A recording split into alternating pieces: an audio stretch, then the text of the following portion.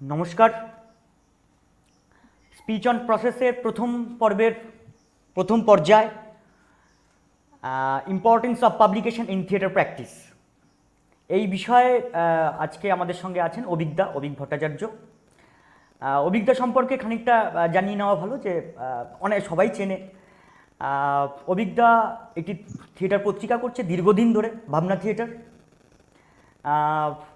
এছাড়া অভিজ্ঞতা একজন শিক্ষক, আর বারাসাত কাল্পিকের একেবারে প্রথম থেকে একদম গোড়া থেকে অভিজ্ঞতা আছেন। অভিজ্ঞতা বারাসাত কাল্পিকের একেবারে গোড়া থেকে সভাপতি, প্রেসিডেন্ট। আর অভিজ্ঞতা থিয়েটার চর্চাটা শুরু হয় গোবরডাঙ্গা থেকে, গোবরডাঙ্গা মাটি থেকে শুরু হয় এবং ওখানেই জন্ম। তারপরে ওখান থেকে কলকাতা সংস্কৃতি, তারপরে বহু জার্নি করার পর এখনও সেই জার্নিটা জারি রয়েছে এবং এই পত্রিকা নিয়ে দীর্ঘদিন ধরে কাজ করছেন শুধুমাত্র ওয়েস্ট বেঙ্গল নয়, ওয়েস্ট বেঙ্গলের বাইরে বিভিন্ন রাজ্যে এবং দেশ ছাপিয়ে বিদেশেও, মানে বাইরের দেশেও প্রচুর কাজ করছেন সেখানকার স্পেস নিয়ে। এবং ওয়েস্ট বেঙ্গলে, বিশেষত ওয়েস্ট বেঙ্গলে বিভিন্ন স্পেস নিয়ে কাজ করার চেষ্টা করছেন, যে কোথায় কীভাবে কাজ হচ্ছে এবং মাটির সঙ্গে থেকে কারা কীভাবে কাজ করছে, সেইটাই অভিজ্ঞতার মূল কাজ। এবং চেষ্টা করছে যে কিভাবে একটা স্পেস তৈরি করা যায় এবং সেখানে স্বতন্ত্রভাবে একেবারে নিজস্ব ঘরানায় কাজ করা যেতে পারে, সেটা অভিজ্ঞতার কাজ। তো আজকে সরাসরি চলে যাব অভিজ্ঞতার কাছে। অভিজ্ঞতা, তুমি তোমার মতো করে শুরু করো। ধন্যবাদ দেবু, আমাদের দেবব্রতকে। দেবব্রতকে আমার ধন্যবাদ। সেই সঙ্গে বারাসাত কাল্পিকের সকল আহ, আহ, শিল্পী, কলাকুশলী, বন্ধু, সদস্য, আমারই যারা কলিগ বলা যায়, আমার সহকর্মী থিয়েটারের, তাদেরকে আমার ধন্যবাদ। কারণ কাল্পিক এই ধরনের একটা আয়োজন করেছে এই সময়ে, যেটি অত্যন্ত গুরুত্বপূর্ণ। এবং এই যে আম, বিষয়টা, আজকে আমার একটা বিষয় আছে, কিন্তু আরো বেশ কয়েকটি গুরুত্বপূর্ণ থিয়েটার সংক্রান্ত বা চর্চা সংক্রান্ত বিষয় নিয়ে পর পর আলোচনা হবে বা আলোচনা চলবে। সেগুলো তার একটা আর্কাইভাল ভ্যালু আছে। আমি কেন এই কথাটা বললাম, শুরুতেই বললাম, তার কারণ এই যে প্রকাশনা, পাবলিকেশন নিয়ে কথা বলার জন্য আমাকে বলা হয়েছে, সেখানে কিন্তু সংরক্ষণ করবার যে মূল্য, তার যে গুরুত্ব, এটা খুব বেশিভাবে দেখা দরকার। সেই জন্য আমি শুরুতে এই কথাটা বললাম। আমি একেবারেই আমার এই কথাগুলো বলার সময় প্রথমে কিছু কথা বলবো, যেগুলো প্রিলিউড বলা যায় বা ভূমিকা। ভূমিকাটা না বললে পরে কথাগুলো শুরু করা বা এগিয়ে নিয়ে যাওয়া সমস্যা। প্রথমেই আমি যেটা বলতে চাই সেটা হচ্ছে যে গোবরডাঙ্গায় আমার জন্ম, এবং গোবরডাঙ্গার পার্শ্ববর্তী গ্রামে আমার জন্ম, গোবরডাঙ্গা নয়। কিন্তু গোবরডাঙ্গার সঙ্গে নিয়মিত সম্পর্ক এবং যোগাযোগ আমাদের রাখতে হতো, কারণ গোবরডাঙ্গা জনপদটির মাধ্যমেই আমাদের শহর, গ্রাম বা অন্যান্য জনপদে পৌঁছতে হতো, যোগাযোগের কারণে। আর সেই জন্যই নিয়মিত গোবরডাঙ্গার সাথে সম্পর্ক তৈরি হয়েছিল। আর আপনারা সবাই জানেন, আমরাও জানি, যে গোবরডাঙ্গার যে ইতিহাস, বিশেষ করে সামাজিক, রাজনৈতিক এবং সাংস্কৃতিক ইতিহাস অত্যন্ত উজ্জ্বল এবং গুরুত্বপূর্ণ আমাদের বাংলার সামাজিক ইতিহাসে, সাংস্কৃতিক ইতিহাসে। ফলে এই অ্যাডভান্টেজটা বা এই যে সুবিধাটা, সেটা আমার কাছে ছিল, এবং ছিল শুধু না, আমাদের সবার কাছেই থাকে, কিন্তু কেউ কেউ নিয়ে নেয়। আমি সেই সুযোগটা গ্রহণ করেছি। সেই জায়গা থেকে একদম শুরুতে যেটা বলতে চাই সেটা হচ্ছে যে পাবলিকেশনটার মধ্যে বা প্রকাশনা জগতের মধ্যে, বিশেষ করে থিয়েটারের প্রকাশনা জগতের মধ্যে কেন ঢুকে পড়লাম। কিন্তু তার একটা ইতিহাস আছে। আমি যেহেতু এই কথাগুলো বলছি, যারা শুনছেন তাদের কাছে এই আমার অভিজ্ঞতাটা হয়তোবা কোনো না কোনো ভাবে তাদের নিজস্ব অভিজ্ঞতা বা নিজস্ব কাজের ক্ষেত্রে কখনো কখনো সহযোগ দিতে পারে, হেল্প করতে পারে, সেই নিরিখেই বলা। কারণ আমার ছোটবেলা থেকেই একটা পরিমণ্ডলে বড় হওয়া, যেটার মধ্যে সংস্কৃতির একটা চর্চা ছিল। এবং শুধু সংস্কৃতি চর্চা না, আমার অঞ্চলে যে নাট্য উৎসব বলবো না, নাট্য প্রতিযোগিতার আয়োজন করতো, সেই আয়োজনের সভাপতি হিসেবে ছিলেন আমার বাবা। মানে আজ আমি যত বছর ধরে দেখে এসেছি, তার মৃত্যুর আগে পর্যন্ত তিনি সভাপতি ছিলেন আমার অঞ্চলের একটি প্রাচীন, একটি ঐতিহ্যবাহী নাট্য প্রতিযোগিতার সেই কমিটির মধ্যে, যারা অর্গানাইজ করতো, পরিচালন সমিতি। তারা প্রতি বছর কিন্তু একটি করে নিয়ম করে, প্রতি বছরের প্রতিযোগিতায়, নাট্য প্রতিযোগিতায় একটি করে স্মারক পত্রিকা তারা প্রকাশ করতেন। এবং সেই স্মারক পত্রিকা কিভাবে প্রকাশিত হয়, তারা যারা যুক্ত থাকতেন, আমি তখন ছোট, আমাকে পাত্তা দিত না, কারণ আমি তো ছোট, আমাকে বাইরে থেকে দেখতে হতো। আর আমার একটা কিউরিওসিটি ছিল, আমার একটা বিশাল কৌতূহল ছিল যে কি করে ওরা করে। এবং খুব ইন্টারেস্টিং, যেখানে ছাপা হতো সেটি আসলে তখন একটি ট্রেটল প্রেস, হাতে টানা প্রেস। হ্যাঁ, চাকা ঘোরানো আর খটাং খট করে সেটা ওই চাকা ঘুরিয়ে সেই প্রেসে পেজ ছাপা হতো বা পৃষ্ঠায় ছাপা হতো কালি দিয়ে। আর তার আগে সেই ব্লক নিয়ে নিয়ে সেটাকে সেট আপ করা হতো। অসাধারণ সেই অভিজ্ঞতা, আমার সেই অভিজ্ঞতাটা হতে থাকে। এবং আমি যখন একটু বড় হতে শুরু করি, আমরা স্কুল লেভেলে, আমাদের স্থানীয় অঞ্চলে এবং ক্লাব লেভেলে আমরা কিন্তু দেওয়াল পত্রিকা করতে শুরু করি, যেমনটি অনেকেই করেন। তা আমার এইগুলোর প্রতি একটা নেশা বা একটা অতিমাত্রিক ভালোবাসা, একটু বেশি মাত্রায় ভালোবাসা জন্মাতে শুরু করেছিল। কারণ আমার বাড়িতেও তো একটা সহযোগিতা ছিল যে আমার বাবার প্রচুর বই ছিল, একটা লাইব্রেরির মতো। সেই বইগুলো পড়তাম, আরো বই আমি সংগ্রহ করতাম। বইমেলায় যেতাম, কলকাতা বইমেলাতে সেই সময় ছোটবেলা থেকে নিয়ে যেত বাবা। এই সবটা মিলিয়ে আমার ওর প্রতি একটা নেশা তৈরি হয়। এবং লেখালেখি, প্রতিটা বাঙালি কোনো না কোনো সময় দু লাইন হলেও কবিতা লিখেছে আর কি, বা গুনগুন করে কবিতা আওড়েছে কারোর না কারোর, নিজের হোক বা অন্য কারোর। ফলে বাঙালি মাত্রই তার মধ্যে এটা থাকে। তো সেটা আমাকে আকৃষ্ট করলো। আর তারপরে যেটা খুব আমাকে প্রভাবিত করলো, যে কথাটা বলতে হয়, যে মানুষটি ভীষণ প্রভাবিত করেছিলেন তিনি হচ্ছেন শ্রদ্ধেয় বিনয় মজুমদার, প্রখ্যাত কবি, যার আহ, শুধু কবি হিসেবেই বলবো না, যিনি জীবন সংগ্রামে, জীবন যাপনেও একজন অন্য ধারার মানুষ ছিলেন। একজন বিশিষ্ট গুণী মেধাবী শিল্পী হওয়া সত্ত্বেও, সৃষ্টিশীল মানুষ হওয়া সত্ত্বেও তার জীবনযাপন ছিল অন্যরকম। সেটা আমাদেরকে আকৃষ্ট করতো। আমাদের একটা টিম ছিল গোবরডাঙ্গা বা পার্শ্ববর্তী অঞ্চলে, আমরা যেতাম, দেখতাম, কথা বলতাম। অনেক অনেক অনেক ওনার ভর্ৎসনা শুনেছি, সেই ভর্ৎসনাগুলো আমাদের কাছে আশীর্বাদ স্বরূপ আমরা মনে করি এখনো। তা সেই করতে করতে আমি 9-এর দশকের শুরুতে আমরা কয়েকজন মিলে নাট্য, এই লিটল ম্যাগাজিন করতে শুরু করি। অর্থাৎ চড়ুইপত্র, যাকে বাংলায় বলে চড়ুইপত্র বা ছোট পত্রিকা, বা ইংরেজিতে বলা হয় লিটল ম্যাগাজিন, সাহিত্য পত্রিকা, মূলত কবিতা, গল্প, রম্যরচনা, অনুবাদ ইত্যাদি ইত্যাদি এরকম করতে শুরু করি। এবং আমাদের পত্রিকার, সেই সময় গোবরডাঙ্গা থেকে প্রকাশিত পত্রিকার নাম ছিল পাকদণ্ডী। আজও আছে আমার কাছে সেই কপি, খুব নস্টালজিক হয়ে পড়ি দেখলে পরে। এই শুরু, এই যে পত্রিকার প্রতি একটা মোহ, একটা মায়া, এর সঙ্গে সঙ্গে আমার মাধ্যমিক পরীক্ষা দেওয়ার পরে, 10th পাশ করার পরেই আমার ভেতরে একটা স্থানীয় স্তরে, আমার এক দাদা, তিনি চিঠি লিখতেন পত্রিকায়, বিভিন্ন খবরের কাগজে স্থানীয় প্রবলেম নিয়ে, বিভিন্ন জাতীয় আন্তর্জাতিক প্রবলেম নিয়ে চিঠি লিখতেন, অনেকটা পাঁচু রায়ের মতো। পাঁচু রায় দীর্ঘদিন আজকাল পত্রিকায় চিঠি লিখেছেন, চিঠিবাবু হিসেবেই পরিচিত, উনি খুব পপুলার ছিলেন। তা আমিও সেই দেখা দেখি চিঠি লেখা শুরু করি বিভিন্ন পত্র পত্রিকা। এবং খুব মজার ব্যাপার যে আমার একটা সময় আমার মধ্যে গড়ে উঠতে শুরু করে যে আমি সাংবাদিকতা করব।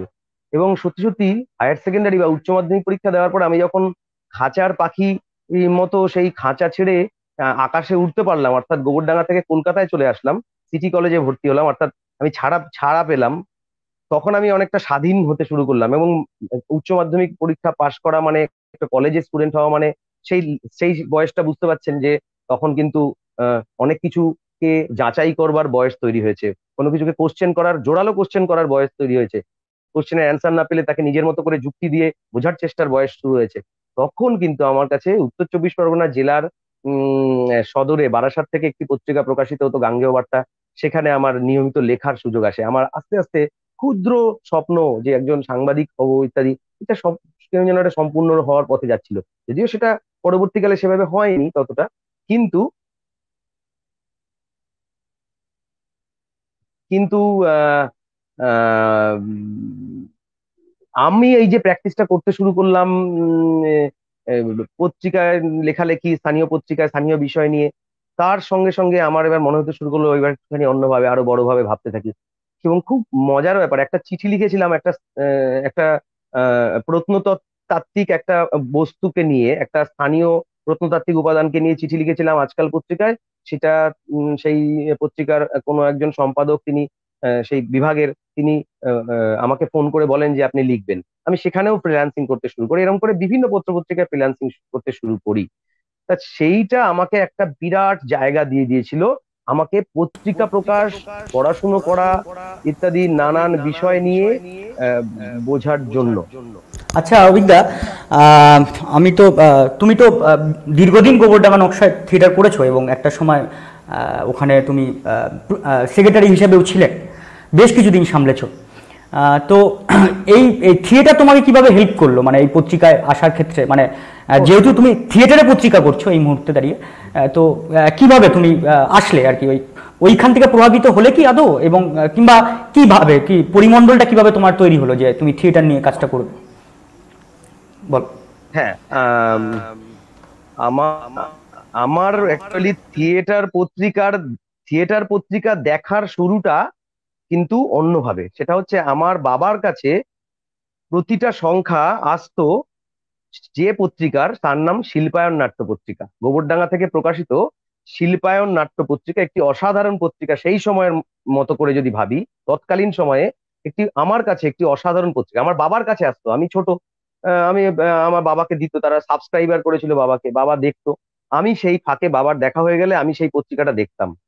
সেই পত্রিকার লাল কালিতে শিল্পায়ন নাট্যপত্র লেখা, উপরে সে শিরোনামে তার নামটি, এবং কালো অক্ষরে যে পত্রিকার বিভিন্ন পেজের মধ্যে যে সংবাদ, বিশেষ করে কলকাতা, মফস্বল, জেলা ইত্যাদি সংবাদ, সেইটা আমাকে একটা ভীষণ মাত্রায় মানে প্রভাব বিস্তার করলো। কারণ আমরা যখন তখন যেহেতু লিটল ম্যাগাজিন করতাম, কবিতা নিয়ে লাফালাফি করছি, সাহিত্য নিয়ে তো বা সাংবাদিকতা করছি, কিন্তু হঠাৎ করে এই যে দেখছি থিয়েটার পত্রিকা, সেটা আমাকে ভীষণভাবে সাহায্য করলো। আর আরেকটা যে ইন্ধন আমাকে একটা জোগালো, কেন আমার কিন্তু অলরেডি একটা জিনিস মনে রাখতে হবে যে যার যেটা ন্যাক, যেমন দেবব্রত ডিরেক্টর, নাটকের নির্দেশক, সে নির্দেশনা নিয়ে যখন কিছু দেখে বা কোনো আরো নির্দেশনা দেখে, কারণ কোনো নাট্য দেখে, তখন সে তার নির্দেশনার জায়গাটা, যেহেতু তার প্রচন্ড অ্যাফিনিটি আছে, ভালো লাগা আছে, অ্যাফেকশন আছে, সে সেইটা নিয়ে ভাবতে শুরু করে বা আরো কাছে চলে যায়। তা আমার যেহেতু পত্রপত্রিকা, সাহিত্য ইত্যাদি নিয়ে অ্যাফেকশন বেশি, আমার ওইটা অনেক বেশি প্রভাবিত করলো। আরেকটা কি, আমি পরবর্তীকালে আমার গ্রামের সেই নাট্য প্রতিযোগিতার কমিটিতে পত্রিকা সম্পাদক হয়ে উঠি। এটা আমার কাছে খুব একটা গর্বের। এবং সেই সম্পাদনার সুবাদে আমি যাই প্রেসে, তখন ডাইরেক্ট হ্যান্ডেল করতাম, এবং তারই একটা অংশ আমার গিয়ে পড়ে শেষের দিকটা, অনেক যখন আমি গ্রুপ থিয়েটারে পারফর্মার হিসেবে ঢুকতে শুরু করছি, ঠিক তার আগে গোবরডাঙ্গা নকশার আশিস দাস, তার একটি নিজস্ব ছাপাখানা ছিল, প্রেস ছিল, সেই হাতে টানা ট্রেটেল প্রেস, সেই প্রেসে কাজ করতে যেতাম। কারণ ছাপানোর জন্য আমাদের প্রতিযোগিতার বিভিন্ন জিনিসপত্র ইত্যাদি, পত্রিকা, অন্যান্য কিছু। তখন কিন্তু আস্তে আস্তে ওই আশিসদা যখন কাজ করতেন, আশিসদা যখন বসে থাকতেন, আমি গিয়ে বসে থাকতাম, প্রেসে কাজ দেখতাম, এবং এই কথা হতে হতে হতে হতে কিন্তু আমার নাট্য দলের সঙ্গে সংযোগ, অর্থাৎ গোবরডাঙ্গা নকশার সঙ্গে আমার সংযোগ বাড়লো এবং সরাসরি হতে শুরু করলো। 90 দশকের মাঝামাঝি থেকে আমি সম্পূর্ণ যুক্ত হতে শুরু করলাম, এবং একটু শেষের দিকে গিয়েই আমি তো দায়িত্ব আমাকে দিয়ে দেওয়া হলো, আমার মতো একজন মানুষ যাকে, যে সৌভাগ্যবান আমি যে গোবরডাঙ্গা নকশার একজন সম্পাদক হিসেবে। এবং আরো যেটা আমাকে উদ্বুদ্ধ করলো, নকশা এই সুযোগটা আমাকে করে দিয়েছিল, এটা তো বলতেই হয়, ইতিহাসকে অস্বীকার করার কোনো রাস্তা নেই, করাটা মহা পাপ আমি মনে করি আমার গড়ে ওঠার ক্ষেত্রে। গোবরডাঙ্গা নকশা কিন্তু তার যে পাবলিকেশন, তার যে প্রচার, তার যে প্রকাশনা, সমস্ত কাজগুলোর সঙ্গে কিন্তু আমাকে ভীষণ প্রায়োরিটি দিত, অর্থাৎ সামনে এনে দিত। এবং আমি সেই ডিজাইন করা থেকে শুরু করে, তখন কিন্তু মনে রাখতে হবে যে ফেসবুক, হোয়াটসঅ্যাপ, ব্লা ব্লা ব্লা, সোশ্যাল মিডিয়া এইসব কোথায় ছিল কেউ জানে না, কোন মাতৃগর্ভে বড় হচ্ছিল কেউ জানে না। তখন কিন্তু খুব কঠিন, অন্যরকম সময়, কঠিন তো বলবোই না, অন্যরকম সময়। তখন ওর হাতে টানা প্রেস চলছে, কম্পিউটারে ছাপা তৈরি আসেনি, তখন আমাদের খুব কষ্ট করে, কম্পিউটারের ডিজাইন এসব নেই, কষ্ট করে ডিজাইন করতে হতো নানান কিছু করে। আমি কিন্তু নকশায় থাকাকালীনও বেশ কিছু পাবলিকেশনের সঙ্গে যুক্ত ছিলাম এবং কাজ করেছি। এইটা আমাকে ভীষণ ভাবে কিন্তু উদ্বুদ্ধ করেছে। আমি মনে হয় দেবুর কথার উত্তর, যে কথাটা জানতে চাইছিল, সেই উত্তরটা আমি দিতে পেরেছি হয়তো টু সাম এক্সটেন্ট, শুরুয়াতটা। তারপরে আরো কিছু উদ্বুদ্ধ করার জায়গা আছে, যদি আমি দেবু একটু বলে নিই জাস্ট 1-2 মিনিটে, তাহলে মনে হয় ভালো হয়। আমি 2003 সালের পরে যখন লেকটাউন শ্রীভূমি সংস্কৃতিতে যোগ দিই, আমার স্যার মানে আমার আমার আমার আমার প্রথাগত শিক্ষার যিনি শিক্ষক ছিলেন, আমি কেমিস্ট্রি পড়তাম তার কাছে 9-10-এ, অর্থাৎ রসায়ন বিদ্যা পড়তাম, তিনি শিক্ষক ছিলেন, তিনি শিক্ষকতাও করেছেন দীর্ঘদিন, বিজ্ঞানের শিক্ষকতা, শ্রদ্ধেয় দেবেশ চট্টোপাধ্যায়ের সঙ্গে আমার কথা হয়, কারণ আমার স্যার ছোটবেলার। তারপরে আমি লেকটাউন শ্রীভূমি সংস্কৃতিতে আসি, এবং কলকাতায় থিয়েটার করার একটা অভিজ্ঞতা নেবো বলে একটা জেদও তৈরি হয় আমার মনে, ভিতরে ভিতরে আর কি। 2003 সালে লেকটাউন শ্রীভূমি সংস্কৃতিতে জয়েন করি, কাজ করতে শুরু করি। এখানেও কিন্তু আমার, কি বলবো, মানে সৌভাগ্য তো অবশ্যই, কিন্তু আমার মনে হয় এরকমই একটা ভবিতব্য, যে ওই যে affinity towards publication, towards books, towards periodicals, towards লেখা পত্র, পড়াশুনো, ছাপা, সেখানেও দেবেশ চট্টোপাধ্যায়ের সম্পাদনায় আমি তার সঙ্গে একটা অসাধারণ পত্রিকা, আপনারা জানেন সবাই, যে সংস্কৃতি নাট্যপত্র, যা দীর্ঘদিন ধরে কাজ করে চলেছে বাংলা থিয়েটারের একটা অ্যাসেট। বাংলা থিয়েটারে বিভিন্ন সংখ্যা তারা প্রকাশ করেছে, তার মধ্যে একটি সংখ্যা তারা করেন উইঙ্কেল টুইঙ্কেল সংখ্যা, যে নাট্যটিতে আমি প্রায় 1 দশকের বেশি সময় অভিনয় করেছি মোটামুটি ধারাবাহিকভাবে, এবং শেষের দিকে কিছুটা অনিয়মিত ভাবে হয়েছে। কিন্তু এই উইঙ্কেল টুইঙ্কেল নিয়ে একটি বিশেষ সংখ্যা প্রকাশ করেন দেবেশ দা তার সম্পাদনায়। আমাকে কিন্তু সহযোগী হিসেবে, অনেকেই ছিলেন, আমিও সেই সহযোগী হিসেবে তার সঙ্গে পত্রিকায় ছিলাম। এটা আমার কাছে খুব গর্বের, এবং শুধু গর্বের না, একটা বড় অভিজ্ঞতা। তখন কিন্তু অলরেডি কম্পিউটার চলে এসেছে, সেটা একটু পরের দিকে। তাই এইটা হচ্ছে আমাকে থিয়েটারের পত্রিকার মধ্যে আসা, এবং শিল্পায়ন পত্রিকা একটা সময় বন্ধ হলো, এবং ইন দ্য মিন টাইম কলকাতায় আসার সুবাদে আমি কিন্তু আস্তে আস্তে নাট্য মুখপত্র, প্রতি বৃহস্পতিবার নাট্য মুখপত্র হাওড়া থেকে প্রকাশিত হয়, সেটা পেতে শুরু করলাম। কি সুন্দর নিউজ পেপারে ছাপা, ক্লিশে ছাপা, কিন্তু অসাধারণ কন্টেন্ট। সেই সময় কি অসাধারণ ব্ল্যাক এন্ড হোয়াইটে ছাপা কন্টেন্ট, বিষয় কি ভারী বিষয়, অসাধারণ আলোচনা। তার সঙ্গে সঙ্গে আননায়ুধ বীরভূম থেকে আসা একটা লড়াকু পত্রিকা, আজও আছে এইসব পত্রিকাগুলো, তাদের পত্রিকা পাচ্ছি পাচ্ছি অসময়ের নাট্যভাবনা হাওড়া থেকে একটি বই আকারে প্রকাশিত বিশেষ বিশেষ সংখ্যা তারা প্রকাশ করেন, সেগুলো পাচ্ছি। এইভাবে পড়তে পড়তে পড়তে পড়তে আমার মনে হতে শুরু করলো যে আমার থিয়েটার যেভাবে আমার দেখা, যেভাবে করা, একটা পত্রিকা দরকার। আচ্ছা অভিজ্ঞা, তুমি তো পারফর্মার ছিলে প্রথমে, তো পারফর্মার থেকে তুমি এই যে পত্রিকায় কনভার্ট হলে, মানে পারফরমেন্স ছেড়ে দিলে, পুরো স্টেজ ছেড়ে দিলে, সম্পাদনা করলে, তুমি পত্রিকা সম্পাদনার দিকে গেলে, এবং উল্কা বলে একটি পত্রিকার সঙ্গে তুমি দীর্ঘদিন যোগ ছিলে।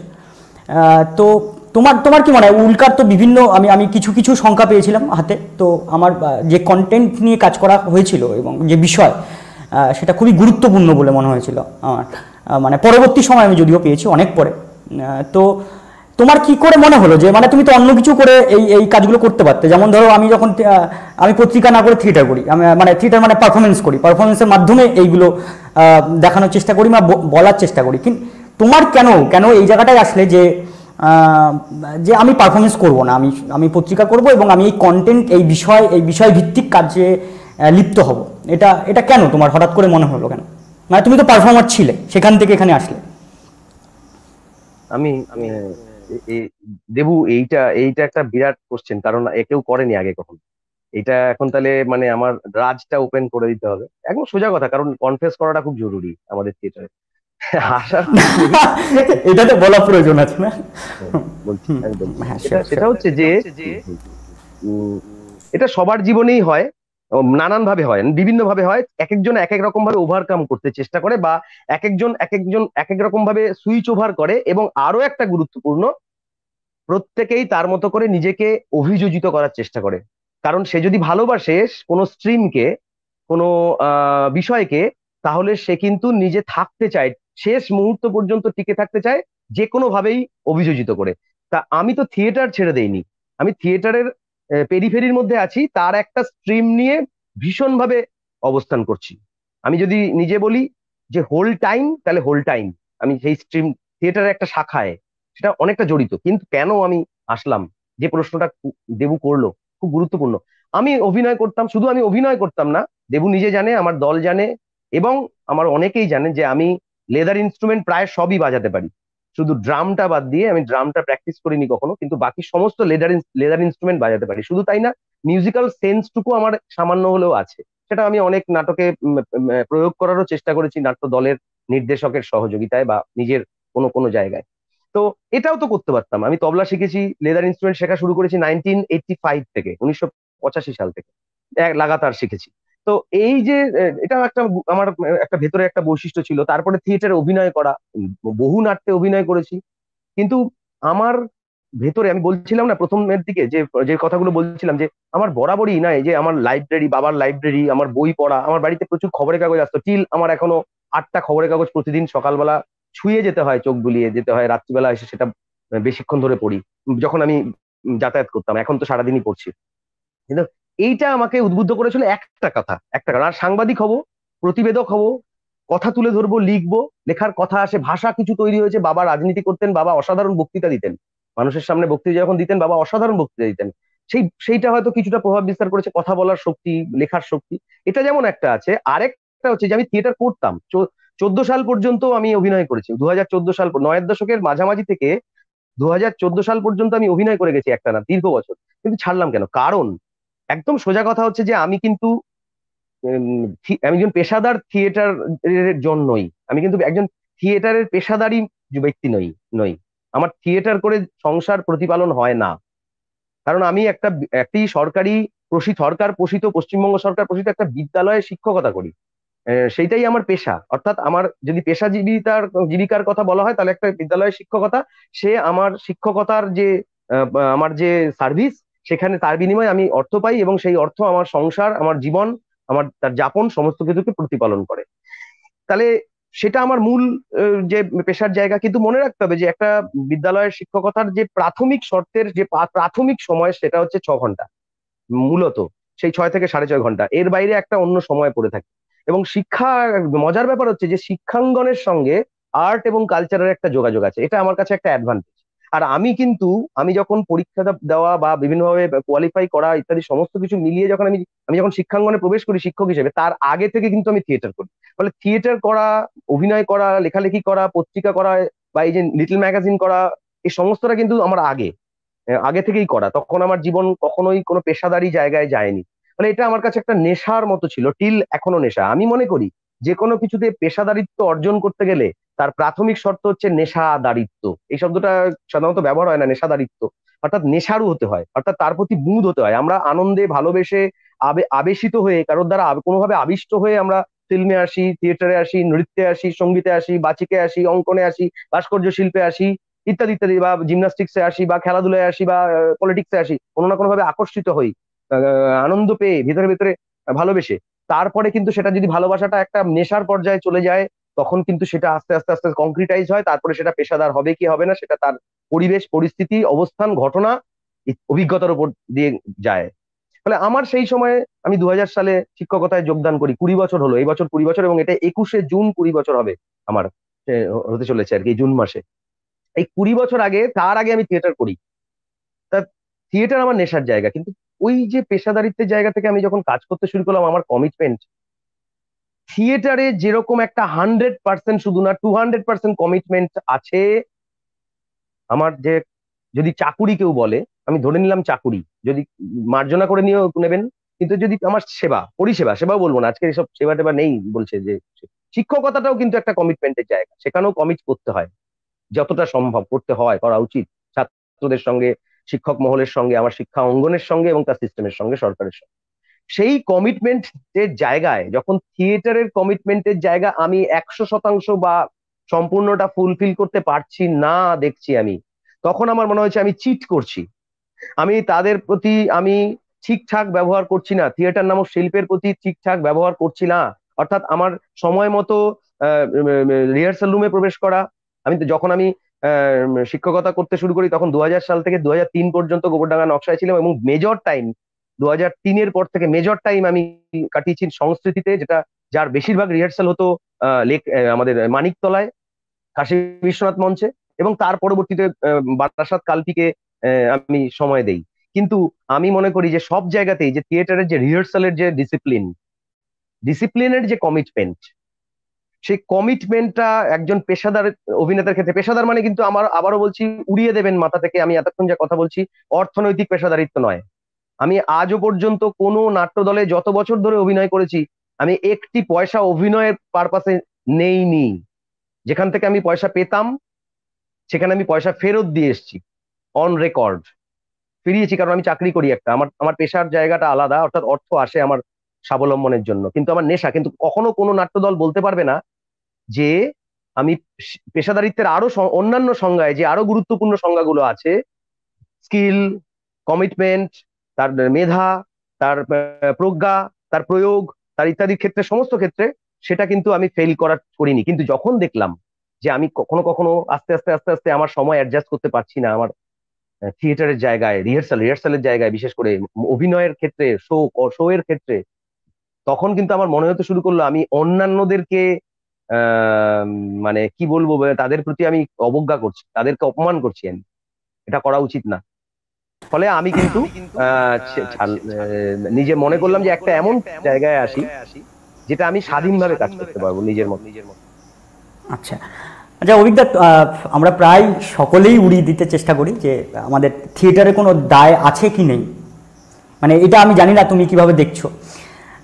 তো তো এই মানে আমি বলছি যে থিয়েটার পত্রিকা যখন তুমি করতে শুরু করেছো, থিয়েটারের পত্রিকা, হ্যাঁ শিওর, বলছি থিয়েটারের দায় বলতে কি দায়, মানে কিসের দায়?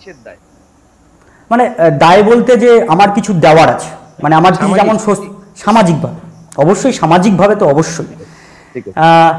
তো এই যে তুমি যখন থিয়েটার পত্রিকা তুমি যখন ভাবলে যে আমি শুধুমাত্র থিয়েটারের পত্রিকা করব, মানে তার মাঝে আমার আমার 10 বছরে খুব একটা তোমার সঙ্গে যেহেতু 10 বছর ধরে বেশ ঘনিষ্ঠতা তৈরি হয়েছে আমার, তো আমার যেটা মনে হয়েছে যে থিয়েটারের এই পত্রিকা কিংবা থিয়েটারের সেমিনার এ বাদে তুমি খুব একটা অন্য কোনো পথে যাও।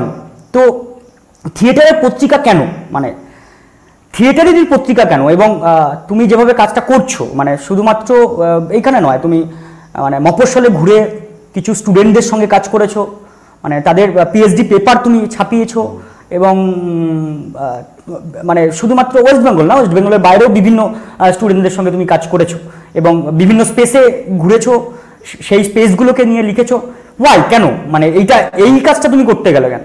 মানে থিয়েটারের পত্রিকা তো সকলেই করে, এবং আমরা জানি যে আনুনায়ুদ আছে, নাট্য মুখপত্র আছে, এটা মূকাভিনয় বলে একটি পত্রিকা ছিল একটা সময়, তার নিজস্ব একটা ইয়ে নিয়ে করতো, হ্যাঁ, মানে অল্প, খুবই খুবই সামান্য কাজ করে রনেনদা। তো আমার কথা হচ্ছে গিয়ে কি কোন দায় থেকে তুমি এই থিয়েটার পত্রিকায় আসলে এবং কেন জুনিয়রদের কাছাকাছি পৌঁছানোর চেষ্টা করলে? হুম। এটাও একটা খুব গুরুত্বপূর্ণ প্রশ্ন। আমি ওই থিয়েটারের বা আমাদের এই কাজের দায় সম্বন্ধে যে প্রশ্নটা করেছি, সেই প্রশ্নটা আমি একটু পরে বলছি। আমি আগে দ্বিতীয় প্রশ্নটার উত্তর দিচ্ছি। সেটা হচ্ছে যে মানে উত্তর মানে এটা রিয়েলাইজেশন, এটা যে একজন ডিরেক্টর হিসেবে দেবব্রত ব্যানার্জিও রিয়েলাইজ করে যে যে কাদের সঙ্গে কাজ করছে, কিভাবে কাজ করছে। আমি আমার সেক্টর থেকে আমি বলছি, সেটা হচ্ছে যে আমার দুটো মোটো বরাবর ছিল। একটা খুব ভয়ঙ্কর ব্যাপার আছে, মানে আমি দেবু তোকে এইভাবেই বলছি, দেবু, যে আহ, যেভাবে উঠেছিস তুই যে পরিবেশ বা যে পরিস্থিতিতে, সেইটা তোকে একটা গড়ে তুলতে সাহায্য করেছে। মানুষের একদম সঙ্গে সম্পর্ক, মানুষ মানুষ দু রকমের হয়। একটা হচ্ছে ইন্ট্রোভার্ট, একটা হচ্ছে এক্সট্রোভার্ট। অর্থাৎ কেউ নিজেকে গুটিয়ে রেখে দেয়, এবং গোদা বাংলায় বলতে হবে যে শুধুমাত্র পরিবার আত্মীয় নিয়েই থাকে, এরকম আমি জানি, এরকম হুম। উদাহরণ দিতে পারি। আর এক ধরনের মানুষ তারা পারিবারিক ভাবেই সামাজিক, ভীষণ সামাজিক, সারাদিন বাড়িতে লোক আসছে, সে লোকের বাড়ি যাচ্ছে, সোসাইটিতে মিশছে, সোসাইটির ভালো মন্দ সংকট সবকিছুতেই থাকতে চাইছে। এই যে দুরকম ভাবে বেড়ে ওঠা, তার মধ্যে আমি সেকেন্ড পজিশনের মধ্যে পড়েছি অনেকের মতো, যে আমি পারিবারিকগত ভাবে, পরিবারগত ভাবে যেভাবে বড় হয়েছি, আমি সামাজিক প্রচন্ড ভাবে। আর এই সামাজিক হওয়াটা আমাকে, সামাজিক যে অভিজ্ঞতাগুলো, কঠিন অভিজ্ঞতাগুলো, বাস্তব অভিজ্ঞতাগুলো আমাকে দেখতে সাহায্য করেছে। সেই অভিজ্ঞতাগুলো আমাকে শিখাতে সাহায্য করেছে, শিখতে সাহায্য করেছে, লার্নিং এ সাহায্য করেছে। আর সেই লার্নিং এর থেকেই আমার মনে হয়েছে যে সমাজে এমন অনেক অনেক অনেক অনেক জায়গা আছে, যে জায়গাগুলো আনরিভিলড থেকে যায়, অথবা আমি যদি বাংলায় বলি অনাবিষ্কৃত থেকে গেছে। আমাদের এই পৃথিবী প্রচন্ড পরিমাণে আলোকিত মানুষদের, আলোকিত জনেদের গুণগান গায় প্রতি মুহূর্তে। শুধু আলো যেখানে পড়ে, শুধু আলো যেখানে উজ্জ্বল হয়ে আসে, সেই দিকেই আমরা তাকাই। এটা মানুষের বৈশিষ্ট্য শুধু না, এটা যে কোনো প্রাণীর বৈশিষ্ট্য। একটা গভীর অরণ্যে যদি আমরা একটা টর্চের আলো বা কোনো একটা আলোর ফুলকি ফেলি, কোনো একটা জন্তু সাথে সাথে সেই দিকেই তার মুখটা ঘোরাবে। এটা আমরা দেখেছিলাম স্পিলবার্গের প্রথম জুরাসিক পার্কের প্রথম পার্টে, যে যখন সেই পার্কের মধ্যে যে সমস্ত তারগুলোকে ভেঙে দিয়ে একটা টিরানোসরাস রেক্স যখন আক্রমণ করছে সেই গাড়িটাকে, সেই সায়েন্টিস্ট এবং তার ছেলে মেয়েদেরকে, তখন সেই বাচ্চাদেরকে বাঁচানোর জন্য একজন সায়েন্টিস্ট, তিনি একটা, সেই ব্যক্তিটি, তার সেই ভদ্রলোক, তিনি একটা আলোর ফুলকে একটা তুলে নিয়ে সেটাকে ছুঁড়ে মারলেন। সেই ভদ্রলোক তার পেছন পেছন দৌড়ে চলে গেল, দৌড়লো সেই আলোর দিকে। অর্থাৎ যে কোনো প্রাণীর বৈশিষ্ট্য হচ্ছে অন্ধকারে থাকতে থাকতে বা যে কোনো জায়গায় যদি আলো দেখে, সেই আলোর দিকে পৌঁছে যাওয়া। থিয়েটারের থিওরিও তাই, স্পেসের থিওরিও তাই, আলো অন্ধকারের খেলায়। তা আমার সমাজে আমি বারবার দেখেছি কত মানুষ, কত গুণীজন, কত গুরুত্বপূর্ণ মানুষ, তারা কাজ করে যাচ্ছেন, কিন্তু তাদের কথা সামনে আসছে না। আর এইটা কোনো না কোনো ভাবে যখন থিয়েটারের মধ্যে আমি প্রবেশ করলাম এবং থিয়েটারের পত্রিকাতে কনফার্ম হয়ে প্রবেশ করলাম, তখন আমার মধ্যে এটা সেট হয়ে গেল, আমার ব্রেনের মধ্যে সেট হয়ে গেল একদম, মানে স্ক্রু ড্রাইভার দিয়ে আটকে দেওয়া, মানে ড্রাইভার দিয়ে স্ক্রু আটকে দেওয়া হলো গেল। কারণ এটা স্বাভাবিক যে কোনো আবিষ্কার করতে হবে, খুঁজে বেড়াতে হবে যেখানে যেখানে সম্পদ আছে। সেই প্রাচীন কথা, যেখানে দেখিবে চাই উড়াইয়া দেখো তাই পাইলে পাইতে পারো অমূল্য রতন, সেটা অনেক দিনের কথা, বারবার আমরা বলি, সব ঠিক আছে, কিন্তু এটা না, অমূল্য রতন সব জায়গায় পাওয়া যায়ও না। আমি বলি এবার উল্টো কথা, পাইলেও পাইতে পারো বলেছে, কিন্তু সব জায়গায় নাই, কিন্তু খোঁজাটা তো জরুরি, এইটা এক। দ্বিতীয় হচ্ছে, আমি কিন্তু অনেক সিনিয়র মানুষদের, আমরা বা ভাবনা থিয়েটার পত্রিকায় এই 10 বছর খুঁজলে দেখা যাবে ধারাবাহিকভাবে নিয়মিতভাবে ভারতবর্ষ এবং ভারতবর্ষের বাইরের খুব সিনিয়র মানুষদের কথা তুলে এনেছি আমরা, তাদের লেখা, তাদের সাক্ষাৎকার ইত্যাদি তুলে এনেছি। তার কারণ তারা ধীরে ধীরে চলে যাচ্ছে বয়সের গভীরে, তারা আর কিছুদিন পরে আর থাকবে না, থাকবেন না তারা, কিন্তু তাদের কথাগুলো, আচ্ছা এই যে আর্কাইভ, যেটা খুব গুরুত্বপূর্ণ, যে পাবলিকেশন, যেটা ইম্পর্টেন্স অফ পাবলিকেশন, তাদের কথাগুলো সময়ের কাল ধরে বয়ে যাচ্ছে, তাকে সংরক্ষণ করা দরকার। এবং ঠিক প্যারালালি এই কথাগুলোকে যদি আমি নেক্সট জেনারেশন বা সামনের প্রজন্মর কাছে না নিয়ে যেতে পারি, অতীত অর্থাৎ প্রাজ্ঞদের কথাগুলোকে বা প্রবীণদের কথাগুলোকে, তাহলে পরে আমাদের পত্রিকার মুভমেন্ট হবে না, স্থবির হয়ে যাবে, একটা জায়গায় ফিক্সড হয়ে যাবে, তার গতিশীলতা দরকার। প্যারালালি একই সঙ্গে প্রবীণের সাথে সাথে নবীন যারা, এমনকি এরকমও আছেন, আমি এরকমও বলেছি দেবু তুই জানিস, যারা লিখতে চান না, যে নবীনরা, তাদেরকে জোর করে বলেছি লেখো, লিখুন বা লেখো, আমি ঠিক করে দেবো, আমরা বুঝে নেবো, সে লেখাটা যাই হোক, আমরা সেই স্পেস দেবো। কে স্পেস দেবে? কোনো বিগ মিডিয়া, কোনো বড় মাধ্যম যেখানে খুব নাম হয়, তারা দেবে না স্পেস, তারা ছুড়ে ফেলে দেবে। কিন্তু আমরা বলছি এখানে প্র্যাকটিসের জায়গা, এগুলোই তো প্র্যাকটিসের জায়গা। লিটল ম্যাগাজিন করা মানুষ আমরা, লিটল ম্যাগাজিন সবসময় তার মতো করে মানুষকে আহ্বান করেছে, গড়ে তোলার চেষ্টা করেছে।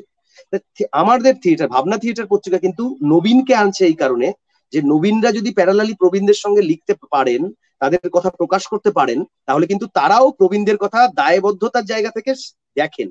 এই কাগজটা পড়ছে, আমার লেখাটা আছে, এটা একটা অন্য কথা, এটা খুব সিক্রেট কথা বলে দিচ্ছি, যে নবীনদের একটা লেখা আছে, একজন দেখা গেল দেবব্রতর একটা লেখা আছে, দেবব্রত লেখাটা পড়বে, কারণ দেবব্রত ইন্টারেস্ট বেশি হবে, কারণ আমি তোর উদাহরণ দিয়ে বলছি, এটা নয় যে কেউ এক্স ওয়াই জেড, দেবব্রত লেখাটা এখানে ছেপেছে, দেবব্রত পড়তে যাবে এবং পড়তে পড়তে উল্টে পাল্টে প্রবীণ দু একজনের লেখাও পড়বে, সম্পর্ক তৈরি হবে, তার সম্বন্ধে একটা শ্রদ্ধা তৈরি হবে, তার সম্বন্ধে যা জানতো না সে অজানা জায়গাটা জানায় আসবে, এবং একটা রিলেশন, থিয়েটার রিলেশন তৈরি করে এবং একটা ব্রিজ বা সেতু তৈরি করবে। আমি সেই সেতুটা তৈরি করতে চেয়েছি নবীন প্রবীণের, আর এই সেতুর মধ্য দিয়েই নবীনের কাছে পৌঁছতে চেয়েছি। থিয়েটার পত্রিকা ভাবনা থিয়েটার সেই বেস লাইনটা তৈরি করেছে নবীনের কাছে পৌঁছানোর এইভাবে, এবং এইভাবে পৌঁছতে গিয়ে কিন্তু আমাকে কিন্তু হাতিয়ার হিসেবে আমার থিয়েটার পত্রিকা যেমন আছে, আরেকটা হাতিয়ার হচ্ছে আমার দুটি পা, আমার মাথা এবং আমার বিশাল ক্ষেত্র। আমি কলকাতা শহরের থিয়েটার এর নিউজ, তার ভিউজ, তার অ্যানালিসিস, তার প্রতিবেদন, তার আর্টিকেল, তাকে নিয়ে আর্টিকেল সবই করতে পারতাম, এবং করাও হয়, হয় না তা না, প্রচুর হয়। কিন্তু আমার ক্ষেত্রটা বা পরিসরটা বাড়ানো দরকার। আমরা তো পরিসর খুঁজি, আমরা প্রতি মুহূর্তে স্পেস খুঁজি, আমরা কখনোই একটা ছোট স্পেসে দমবন্ধ হয়ে থাকতে চাই না, যে কোনো প্রাণীরই এটা চরিত্র। স্পেস, আমার স্পেসটা খোঁজার দরকার ছিল, এবং সেই স্পেস খুঁজতে গেলে আমি যদি কলকাতা বা কলকাতার সংলগ্ন বারাসাতে বসেই স্পেসটা খুঁজতে চাই, তাহলেও সেটা লিমিটেড হয়ে থাকবে, আমাকে মুভ করতে হবে। কারণ আমার অস্ত্রটা পত্রিকা, এবং তার মাধ্যমে আমি আরেকটা জায়গা পেয়ে গেলাম, যে বিরাট ক্ষেত্র, সেই ক্ষেত্রে নবীনদের সঙ্গে আমি সম্পর্ক করতে শুরু করলাম। নবীন মানে তার একটা রেঞ্জ আছে, একেবারেই নবীন না, নবীন মধ্যবয়স্ক যারা, তারা। এইটা করতে গিয়ে আবার ওখানকার বিভিন্ন অঞ্চলের প্রবীণদের সঙ্গে সম্পর্ক তৈরি হলো, ভালোবাসা তৈরি হলো। আর আমি ভীষণভাবে এটা বিশ্বাস করি যে মানুষের সঙ্গে সম্পর্ক তৈরি করাটা যেমন থিয়েটারের কাজ, থিয়েটারের বাইরে থিয়েটার পত্রিকা নয়, থিয়েটার পত্রিকারও কাজ হচ্ছে প্রতি মুহূর্তে থিয়েটারের মানুষদের সঙ্গে সম্পর্ক তৈরি করা এবং পাঠকের রেঞ্জ বাড়ানো। শুধুমাত্র থিয়েটারের পাঠক নয়, আমার এমন পাঠক আছে আমার আশপাশে, আমি যেখানে বসে কথা বলছি আমার আশপাশে আমার অঞ্চলে পাঠক আছেন, তাদেরকে পাঠক হিসেবে তৈরি করতে পেরেছি, যারা থিয়েটার দেখতেন না, তাদেরকে আমি পত্রিকা দিয়ে দিয়েছি, প্রতিটা সংখ্যা গিয়ে গিয়ে দিতাম।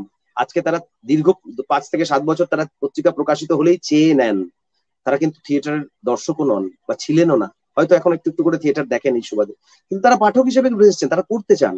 আর সাহিত্য অঙ্গনে প্রচুর পাঠক আছেন যারা আমাদের থিয়েটার পত্রিকা, এইটা আমার একটা বোধ ইত্যাদি বলা যেতে পারে। আর সেকেন্ড যে প্রশ্নটা বা প্রথম প্রশ্ন ছিল যে দায়, এটা ইম্পর্টেন্ট, বাট খুব ছোট করে আমি উত্তর দেবো, আমি বেশি বড় উত্তর দেবো না, তাতে যা বোঝার যদি আপনারা বোঝেন, বা দেবু তোকে যদি স্যাটিসফাই হবি, কারণ এটা খুব তাত্ত্বিক ব্যাপার, আমি হালকা করে বলতে। কবি সুকান্ত ভট্টাচার্য, আমার এখনই মনে পড়লো এটা প্রশ্নটা শুনতে শুনতে, কবি সুকান্ত ভট্টাচার্য লিখেছিলেন যে উম, ক্ষুধার রাজ্যে ক্ষুধার রাজ্যে পৃথিবী গদ্যময়, পূর্ণিমার চাঁদ যেন ঝলসানো রুটি। এখন এই যে দুটো লাইন, এই দুটো লাইন নিয়ে প্রচুর প্রচার করা যায় এবং হচ্ছেও। আমরা যে কোনো জায়গায়, সেটা আজকে সোশ্যাল মিডিয়া এসছে বলে অনেকে অনেক কিছু লিখে দিচ্ছে, কিন্তু অতীতেও হয়েছে। আমরা আর্টিকেল লেখার ক্ষেত্রে, সামাজিক সংকটের ক্ষেত্রে, রাজনৈতিক সংকটের ক্ষেত্রে, সাংস্কৃতিক সংকটের ক্ষেত্রে, খাদ্যের সংকটের ক্ষেত্রে, অর্থনীতির সংকটের ক্ষেত্রে, আমাদের পয়সা কড়ি না পাওয়ার ক্ষেত্রে, সব ক্ষেত্রে মাঝে মাঝে অনেক বহু বহু মানুষ বা আমরা ব্যবহার করে ফেলেছি এই নিজের জেনে অথবা না জেনে এই লাইন দুটি কবি সুকান্ত ভট্টাচার্যের, যে ক্ষুধার রাজ্যে পৃথিবী গদ্যময়, পূর্ণিমার চাঁদ যেন ঝলসানো রুটি। দেখলেন তো, খাওয়ার না থাকলে পেটে খাওয়া। এবং আমরা ব্যাখ্যা করেছি, যে অনেকেই ব্যাখ্যা করেছি যে খিদে নেই না, পেটে যদি খিদে থাকে তাহলেও সব সংস্কৃতি চলে না, এরকম ব্যাখ্যা করেছি। কারণ আমরা যদি সুকান্ত ভট্টাচার্যকে প্রশ্ন করার সুযোগ পেতাম, আমি জানি না, আমার এটা অ্যানালিসিস, ভুল হতে পারে, ঠিকও হতে পারে, আমার অ্যানালিসিস, উনি কি এই ভেবে জানলার পাশে কোনো একদিন, বা দরজার গোড়ায় বসে, বা অথবা কোনো রাস্তার পাশে বসে, অথবা কোনো নদীর পাশে বসে এই রিয়েলাইজ করে লিখেছিলেন যে ভাই আহ,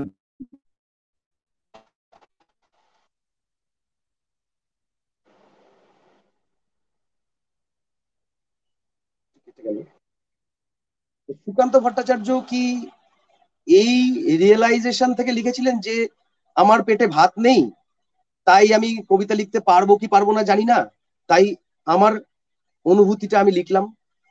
ক্ষুধার রাজ্যে পৃথিবী গদ্যময়, পূর্ণিমার চাঁদ যেন ঝলসানো রুটি লেখার পরে কি উনি লেখা বন্ধ করে দিয়েছেন? উনি কি আর কোনোদিন সংস্কৃতি চর্চা বা ওনার সাহিত্য চর্চা করেননি উনি এই অ্যানালিসিসটার উপর বেস করে?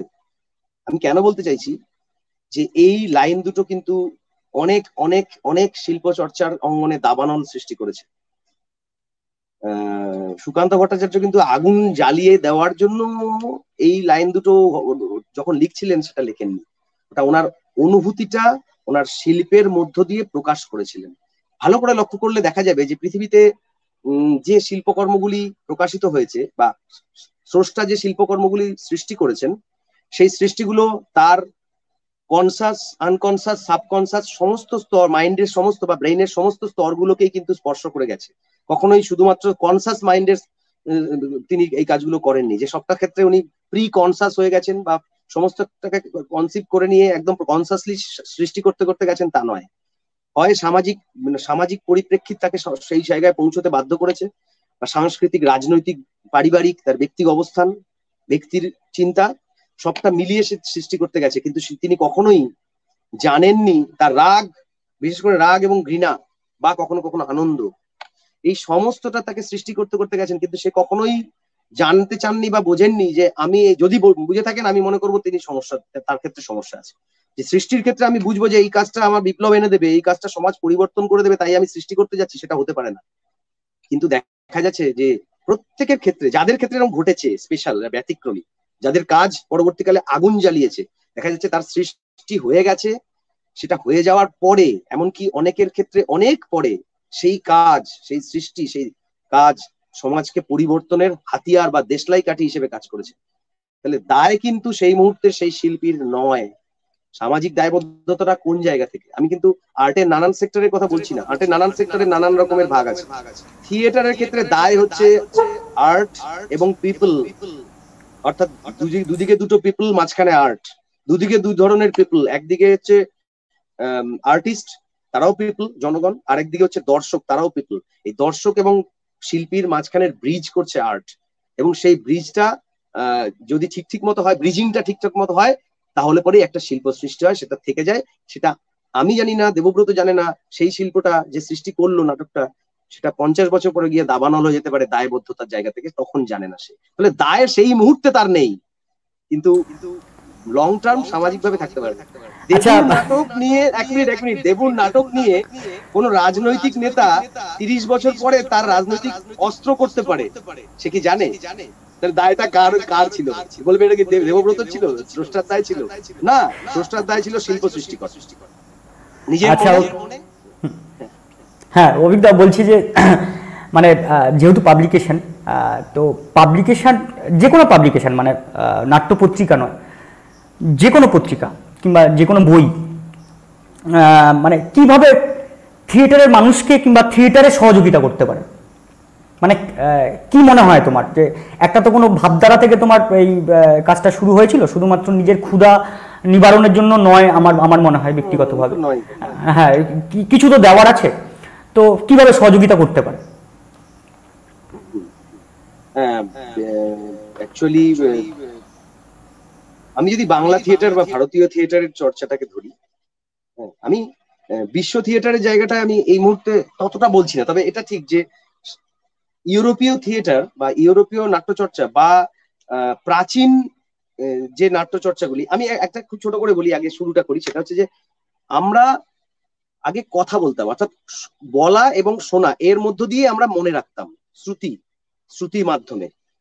পরবর্তীকালে লিপি আসে, অর্থাৎ অক্ষর, লিপি এগুলো আসে, অর্থাৎ ডিজাইন, ছবি আসে, অ আ এ বি ইত্যাদি, 1 2 1 2 এগুলো আসে।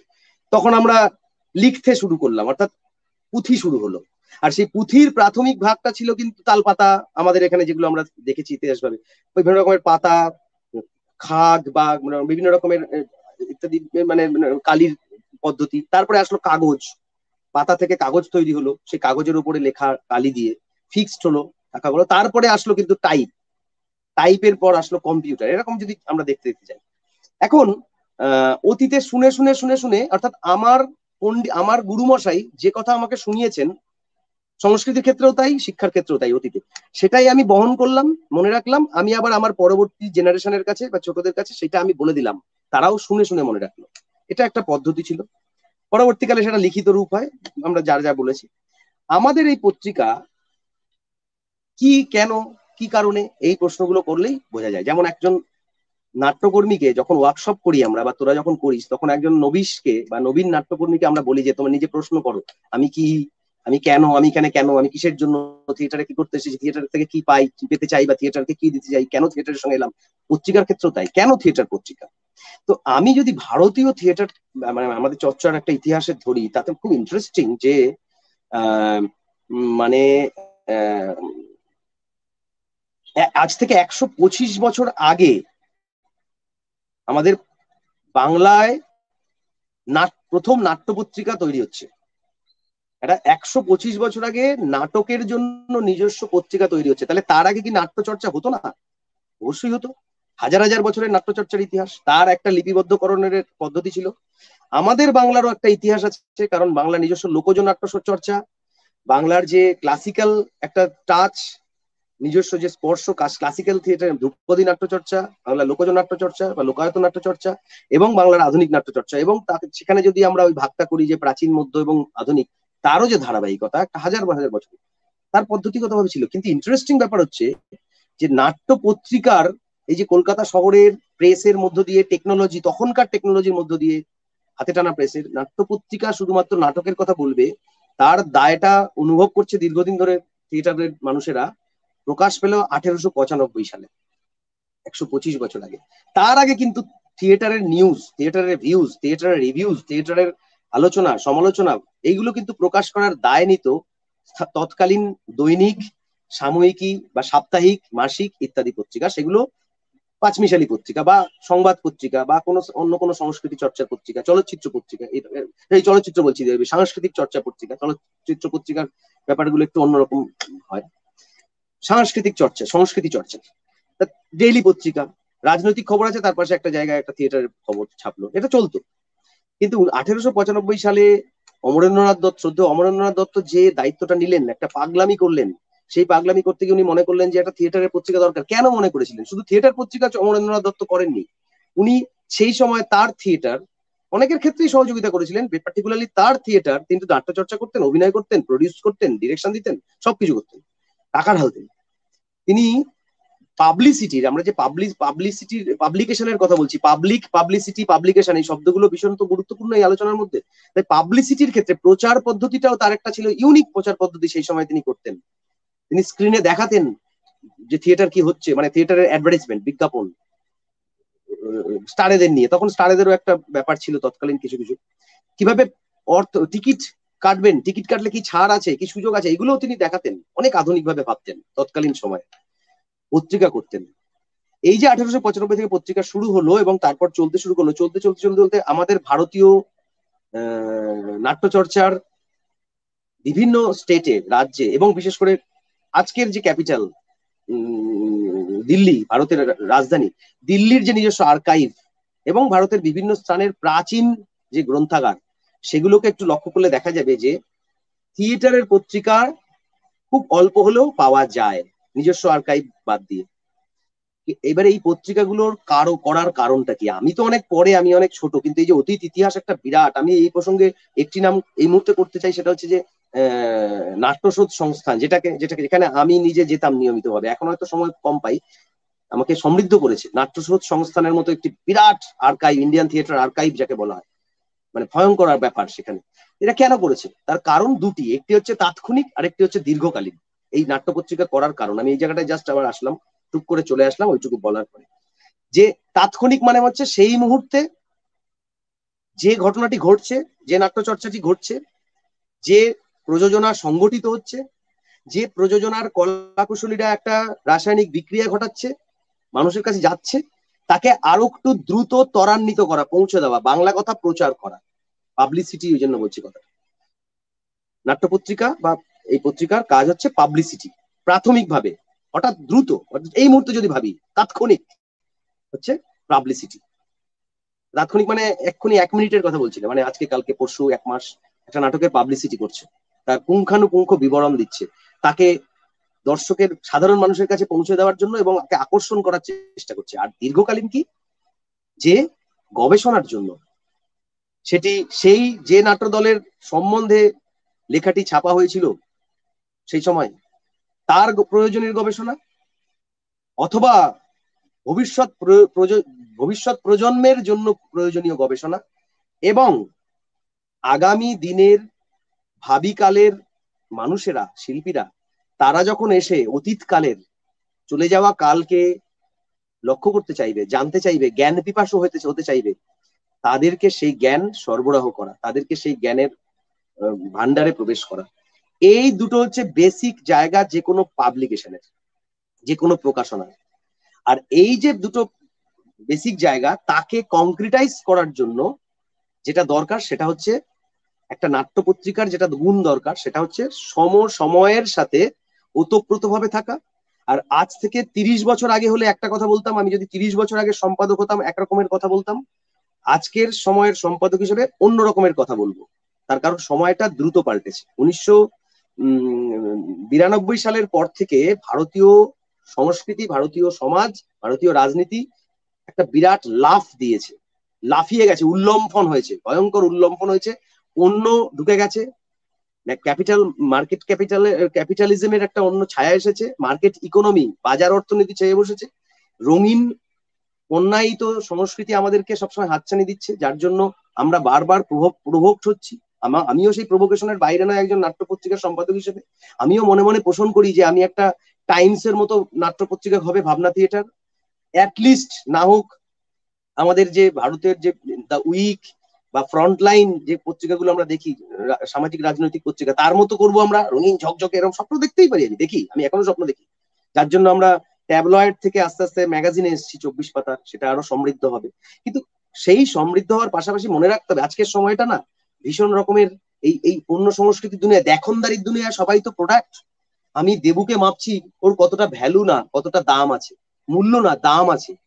দেবু আমাকে মাপছে কতটা দাম আছে, আমি উদাহরণ দিয়ে বলছি, মূল্য না দাম। দাম আর মূল্যের মধ্যে হেল এন্ড হেভেন ডিফারেন্স, অন্যরকম, দুটো বিষয়টা আলাদা। তাহলে এই যে যখন মাপছি, তখন একটা মানুষ একটা পত্রিকা হাতে নিয়ে, সাধারণ মানুষ, এটা কোনো ভুল নয়, এটা কোনো অপরাধ নয়, এটা চরিত্র। দেখছে আরে দারুণ তো, তাকে দেখবে, সে উল্টেই দেখবে যে সেটা ঝকঝকে ছাপা কিনা, তার ছবিগুলো ঠিকঠাক আছে কিনা, আমার পড়তে সুবিধা হচ্ছে কিনা, ইনফরমেশনের প্যাটার্নটা কি আছে, এইবার আস্তে আস্তে ঢুকতে শুরু করবে।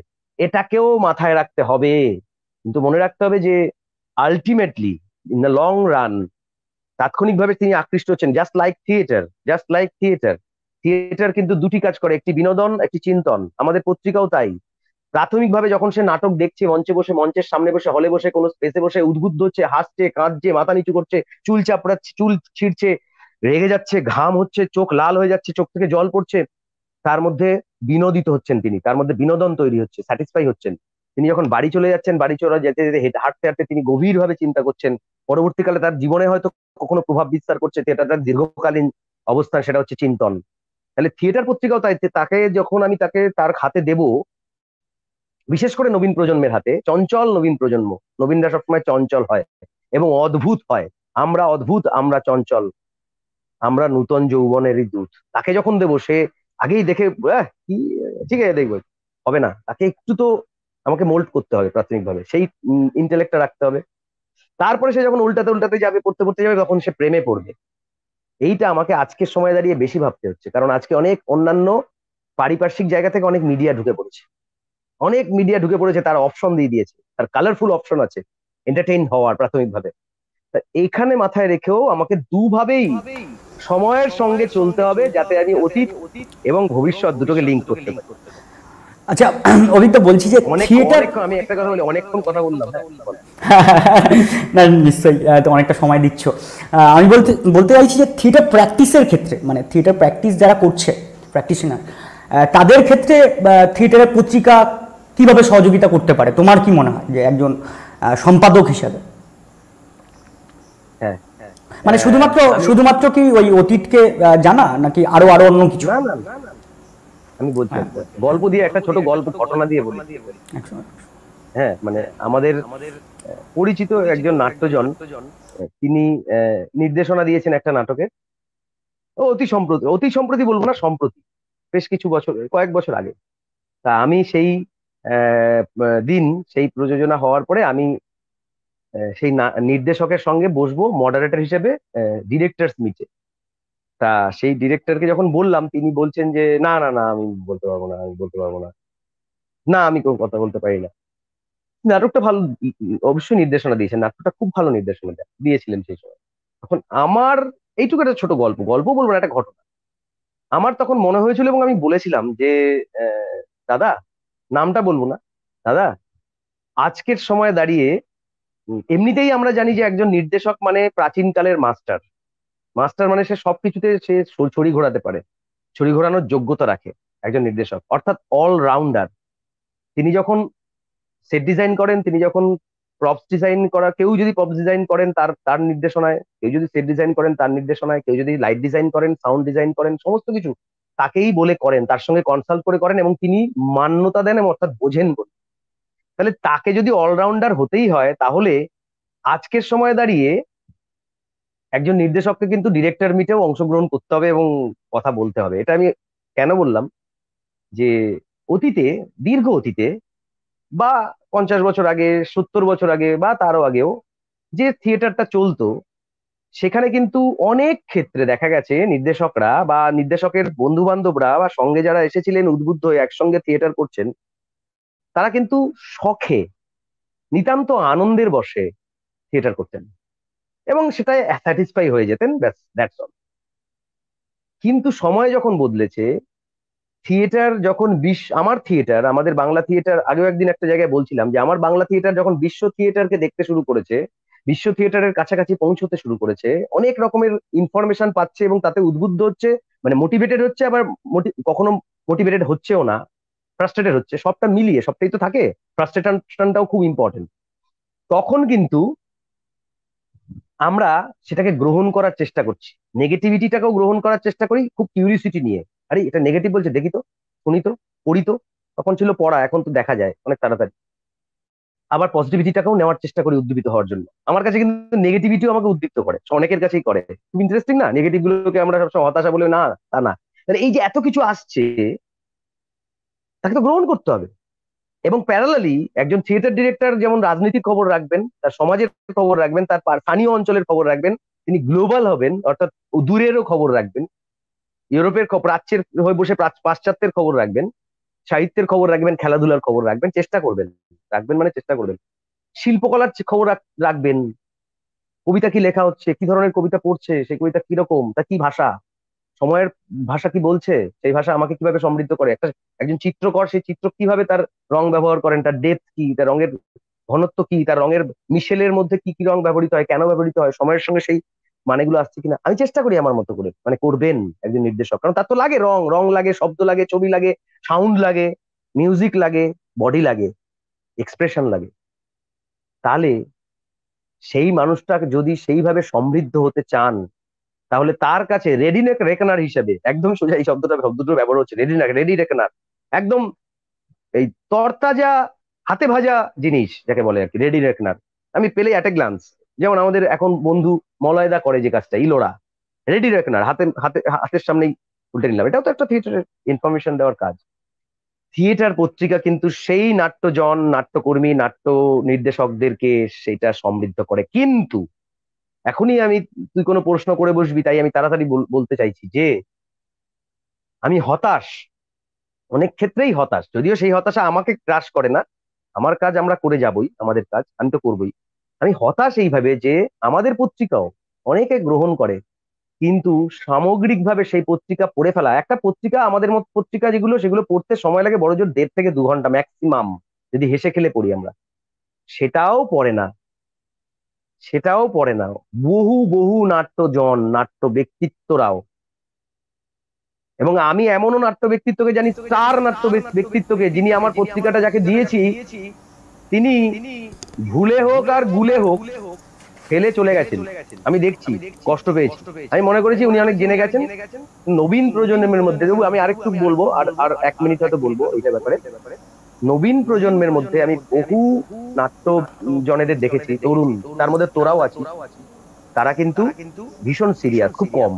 আর আমি মনে করি থিয়েটারে যারা এই সামগ্রিকভাবে নিতে চায়, এবং তারা নাট্য পত্রিকা, আমাদের পত্রিকা বলে না, আমাদের ইন্ডিয়ান থিয়েটার জার্নাল, 2017 সালে তৈরি হচ্ছে একটা অসাধারণ জার্নাল, ভয়ঙ্কর দাম, আমি কিনতে পারি না। কি অসাধারণ একটি পত্রিকা, যদি খোঁজ করা যায় পাওয়া যাবে এরকম পত্রিকা, অসাধারণ পত্রিকা। এনএসডির পত্রিকা, যে পত্রিকা, কত কত সমৃদ্ধ পত্রিকা, বিভিন্ন বিশ্ববিদ্যালয়ে, নাট্য একাডেমির, পশ্চিমবঙ্গ নাট্য একাডেমির পত্রিকা, এগুলো সব পড়ুক। এখন এসে গেছে আমার হাতের কাছে ইন্টারনেট, আমি ক্লিক করলে প্রচুর থিসিস পেপার পাই। বিভিন্ন ইউনিভার্সিটির বন্ধুরা আমাকে, আমি বন্ধুদের কাছ থেকে সিলেবাস পেয়েছি, তারা কি পড়ে সেগুলো আলোচনা পাই। পড়ুক, পাগলের মতো পড়ুক, কম কম পড়ুক, কম সংখ্যক নাট্যজনেরা পড়ুক, বেশি পড়তে হবে না, কমেরা পড়বে, কারণ তারা কিন্তু খুব সলিডিফাইড হবে, এবং তারাই আগামী দিনে আমার থিয়েটারকে সমৃদ্ধ করবে। তার বাইরে অন্যরা করবে না, করবে থিয়েটারের ধারাটার মধ্যে হয়তো তারা থাকবেন, কিন্তু যার মধ্যে খিদে আছে, যার মধ্যে বোধ আছে, জানার চেষ্টা আছে, তারাই পড়বে। তার জন্য আমি এরকম নই যে খালি পর পর প্রচুর লোক খালি পত্রিকা নিয়ে যাচ্ছে, পড়ছে, পড়ে জামাচ্ছে, এরকম নয়। এটা সাহিত্য সৃষ্টি, শিল্পকলার ক্ষেত্রে এটা এরকম আশা করা যায় না, অন্তত ফাইন আর্টস এর ক্ষেত্রে তো আশা করা যায় না। কিন্তু এটা জরুরি যে থিয়েটারের ক্ষেত্রে তার থিয়েটার পত্রিকা তাকে প্রতি মুহূর্তে সমৃদ্ধ করে, খারাপ হলেও সমৃদ্ধ করে, নেগেটিভ হলেও সমৃদ্ধ করে, এটা বলতে পারি। আর আর কিছু বলার, সাউন্ডটা সাউন্ডটা হ্যাঁ, আর কিছুই না, যেটা যেটা বলার আমি তুমি খানিকটা বলে দিয়েছো উত্তর। হ্যাঁ, বলো বলো। না, আমি একটা জিনিস একটুখানি বলতে চাই, সেটা হচ্ছে যে আমাদের আমাদের প্রজন্মের, মানে আমি বলবো আমাদের বা আমাদের পরবর্তী প্রজন্মের বন্ধুদের উচিত, আমি একটা কথা বলি, সেটা হচ্ছে যে একটা দুটো পত্রিকার নাম বলতে হয়। যেমন আমার পরবর্তী প্রজন্মের নাট্যময় জয়তে বলে একটা পত্রিকা করার চেষ্টা করছে কিছু ছেলেমেয়েরা, তারা নতুন, তারা খুব রক্ত গরম, কিন্তু মাথায় রাখতে হবে যে সবকিছুর at the end of the day আর্টের জায়গা থেকে, আমি তাদের বলছি না, আমি অনেকের ক্ষেত্রে বলছি, সবার, থিয়েটার যারা করেন ছোটরা তাদেরকে, যে at the end of the day এটা আর্ট। আর্ট, এই আর্টটাকে সেলেবল করে তুলতে গেলে আমার প্রাথমিকভাবে কিছু কমিটমেন্টের জায়গাকে ফুলফিল করতে হয়। সেটা না করে যদি আমি দ্রুত মানে মার্কেটে যাই, মানে মানুষের কাছে যাই, তাহলে সেটা সেলেবল হয় না। আর সেলেবল হওয়ার এই শব্দটার মানে কিন্তু তাহলে ঋত্বিক ঘটককে ছুড়ে ফেলে দিতে হবে, সত্যজিৎ রায়কে রাখতে হবে। ঋত্বিক ঘটক 7টি ছবি করেছিল, তার কটি বক্স অফিস হিট করেছিল আমরা জানি না, কিন্তু ঋত্বিক ঘটক নামটি আমরা বারবার বলি, কিসের জন্য? ফ্যাশন করে বলি, নাকি তার প্রতি মান্যতা দিয়ে বলি? তার মানে নিশ্চয়ই সেল লেভেল হওয়ার ক্ষেত্রে মূল্য এবং দামের গল্পটা বুঝতে হবে, মূল্যমান রাখতে হবে, দেখে পত্রিকা করো। ফলে সেই জায়গা থেকে একটু লাইব্রেরি যাক, আর্কাইভ ঘাটুক, নেট ঘাটুক, আমাদের পত্রিকাগুলো পাশে রেখে একটু উল্টে উল্টে দেখুক। স্থানীয়, আমরা স্থানীয়, আর স্থানীয় হয়েই বিশ্বময় হোক, লোকাল থেকে গ্লোবাল, তাহলেই হয়তো রেখে যাবে। না, তুমি যে মানে তুমি সমস্ত অ্যান্সারটাই দিয়ে দিয়েছো পরবর্তী প্রশ্নের। আমার একটা প্রশ্ন জেগেছিল মনে, সেটা হচ্ছে কি, তুমি যে এই যে জার্নি করেছো এই পত্রিকার জন্য, পত্রিকার স্বার্থে, পত্রিকা করতে গিয়ে তুমি যে জার্নিটা করেছো, তাতে তোমার অভিজ্ঞতা কি, মানে তাতে কি দাঁড়িয়েছে? মানে তুমি খানিকটা অ্যান্সার দিয়ে দিয়েছো, কিন্তু আমার সামগ্রিকভাবে দরকার, যে ধরো যদি শুধু ইন্ডিয়ান থিয়েটার না, ওয়ার্ল্ড থিয়েটারের ক্ষেত্রে তুমি কি কি দেখতে পাচ্ছ, এবং নবীনদের কাছে তুমি কি বার্তা দেবে? মানে নবীন মানে আমিও, কি বার্তা আছে তোমার কাছে? হ্যাঁ, এই প্রশ্নটার উত্তর আমি দিয়েছি খানিকটা। কিছুটা। আমি একটা কথা বলতে চাই, এটাও দুটো একটা সেমিনারে কয়েক মাস আগে যখন সেমিনার করেছিলাম বলা শুরু করেছিলাম। আমি বলছি যে যদি আমরা নেগেটিভ ভাবে ধরি, আমরা তো খারাপ খুব, থিয়েটার করে যারা, আর্ট করে যারা, তারা খুব একটা সামাজিক ভাবে পাত্তা পায় না। আমি বলছি যে আমি আমি একটা চোর, আমি বলছি আমি একটা মহা চোর। কি চোর? আমি বিদ্যা চুরি করি, আমি জ্ঞান চুরি করি, আমি অভিজ্ঞতা চুরি করি। আর আমার শীতকাঠি এরকম একটা, সেই বাদল সরকারের সেই নাটক, যে শীত, সেই দুই দুই বন্ধুর যে গল্প আমাদের, হট্টমালার উপরে। হট্টমালার ওপারের সেই শীতকাঠির গল্পটা, সেটা হচ্ছে ম্যাজিক। সেই মানুষটি শিখিয়ে দিয়েছিলেন এই কাঠিটা, কাঠি করার কথাও যদি বলি, আমার কাঠি হচ্ছে নাট্য পত্রিকা দেবু। ডিরেক্টরের কাঠি হচ্ছে তার প্রোডাকশন, মানুষের ঘরের শীত কাটে, মানুষের মনের শীত কাটে। আমি নাট্য দলগুলোর শীত কাটি, আমি কমিউনিটির শীত কাটি, নাটকের কমিউনিটির শীত কাটি, নাট্য গ্রামের শীত কাটি। এটা আমার অস্ত্র। তাহলে এই অস্ত্র নিয়ে যখন আমি যাই, তাহলে একজন নাট্যকর্মী, যে বার্তা দিতে বলছি, সেই নাট্যকর্মী এইভাবেই ভাবুক না যে আমি যখন খুব আবেগ নিয়ে, ভালোবেসে, উৎসাহ নিয়ে এই কাজটা করতে এসেছি, এই আর্টটা প্র্যাকটিস করতে এসেছি, এটাই আমার অস্ত্র, আগামীতে পথ চলার এটাই আমার অস্ত্র। তাহলে দেখবি অনেকটা পজিটিভ জায়গা তৈরি হবে এই অস্ত্রটা। কারণ অস্ত্র আমার কাছে যখনই থাকে শান দিতে হয়।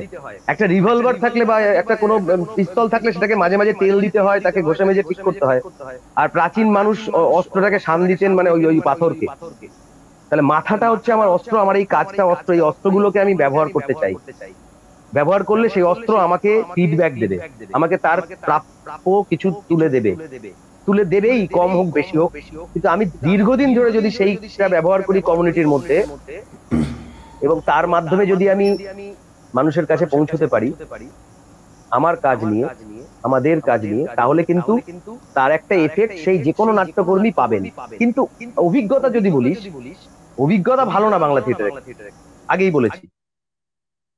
কিন্তু ওয়ার্ল্ড থিয়েটারের ক্ষেত্রে আমি বারবার বলছি যে আমাদের না, মানে আমরা অনেক পরে সবকিছু বুঝি। আমাদের কম্পিউটার আসাটাও অনেক পরে, সে রাজনৈতিক কারণ হোক, কিছু হোক, এই সব নানান ব্যাপার স্যাপার, এই সব গেল গেল গেল গেল। আমাদের কোনো কিছু হয় যখন, মানে কোনো কিছু পৃথিবীতে কোনো কিছু আসে, আমি এখনকার কথা বলছি না, অতীতেও তাই, আমরা সবকিছু পরে পরে, কোনো সিদ্ধান্ত নেই পরে। আমাদের বাঁধন ছাড়ার কথা বলেন রবীন্দ্রনাথ, অর্থাৎ এরকম একটা মানুষ বলে গেছেন, নজরুল ইসলামের মতো মানুষ বলে গেছেন কথা, কত হাংরি জেনারেশন কিছু কথা বলে গেছে। আর আমরা সবকিছুই সেই মায়ের আঁচলের তলায়। আমিও তার মধ্যে পড়েছি, আমিও সেই মধ্যেই পড়ে গেছি। পরে পরে আমি তার মধ্যেও চেষ্টা করছি। কারণ একটা কথা বলি, আমি কিন্তু পত্রিকা করতে এসে অর্থনৈতিকভাবে প্রায় খারাপ অবস্থায় গেছি। আমি জানি যে আমার আমার মানে প্রচুর দেনা অর্থনৈতিকভাবে, মানে থিয়েটারের পত্রিকার ক্ষেত্রে, করার ক্ষেত্রে। কিন্তু আমি, এবং তুই কিছুটা জানিস অনেকটা, কিন্তু হাল ছাড়িনি কিন্তু। কারণ আমার কাছে সেই অর্থের দেনাটা আমাকে আমাকে যতটা না বৃদ্ধ করে, আমাকে যতটা না খাটো করার চেষ্টা করে, আমাকে যতটা না চেপে দেওয়ার চেষ্টা করে, আমাকে তাকে লড়াই করতে সাহায্য করে আমার চিন্তা, আমার মানুষের সঙ্গে যাওয়া, আমার অভিজ্ঞতা, এবং এই যে মজাটা, এই যে শীত কাটার মজা, এই যে জ্ঞানের শীত কাটা, জ্ঞান অর্জনের মজা, এবং সবার সঙ্গে থাকা, অভিজ্ঞতা অর্জন করা, এবং শিক্ষার্থীর যে রূপে থাকা, বিভিন্ন জায়গায় যাওয়া, ঘোরা, তার পরিবেশ দেখা, থিয়েটার দেখা, সেটা নিয়ে নিজের কথা নিজেকে বলা, এইটা আমাকে ওই অর্থনৈতিক যে আমার কঠিন অবস্থাটা, আমারও তো কিছু ইনকাম, সেটা আমার নিজস্ব, সেটা তো ক্ষয় হয়, সেটাকে আমাকে আলাদা সাপ্রেস করে দেয়, ওকে ওকে ডিফিট করে, ওকে পরাজিত করে। তাহলে একটা তুই বল, আজকের বাংলা থিয়েটারের যারা, তাদের তো বেশিরভাগ ক্ষেত্রেই তো আমরা তাই তো, আমরা তো অর্থকে ডিফিট করি, আমরা অর্থকে জয় করতে পারিনি।